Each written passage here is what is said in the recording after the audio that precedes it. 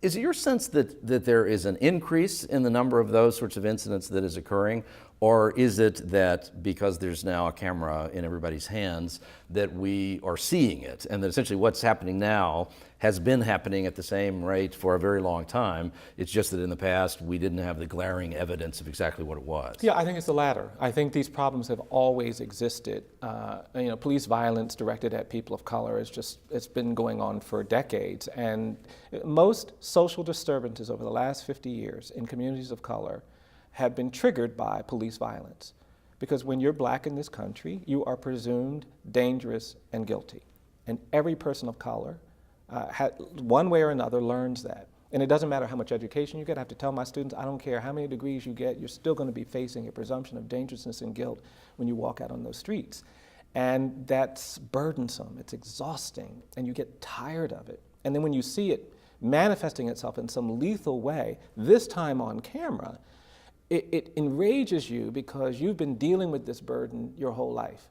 And so no, I don't think there's anything new about it. I think if there's anything new, it's our ability to prove it, to document it. People would have said that when that African-American man was shot in North Charleston by a police officer in the back while he's running away, people have said it's not possible that a police officer there would do that, but for the camera.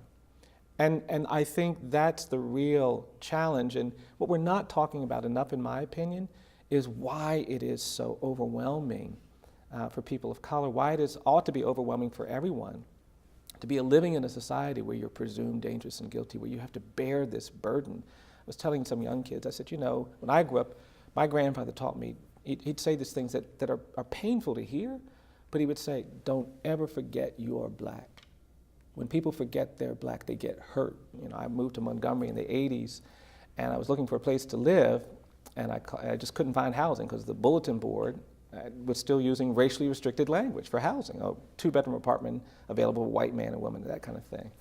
And I called the realtor, and he said, I got 6 places, just go on over there, the doors are unlocked, just walk inside. And I got to the neighborhood, and it was not an entirely black neighborhood. I was about to walk inside, and I heard my grandfather saying, don't forget you're black. And I didn't feel comfortable going into that neighborhood, into those homes. I was a practicing lawyer.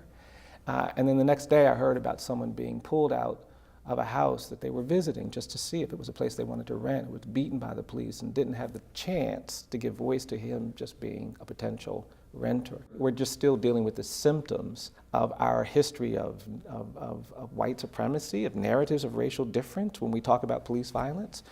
And we got to commit to dealing with the implicit bias and the explicit bias that motivates that aggression and that violence. That's the only way we can make progress.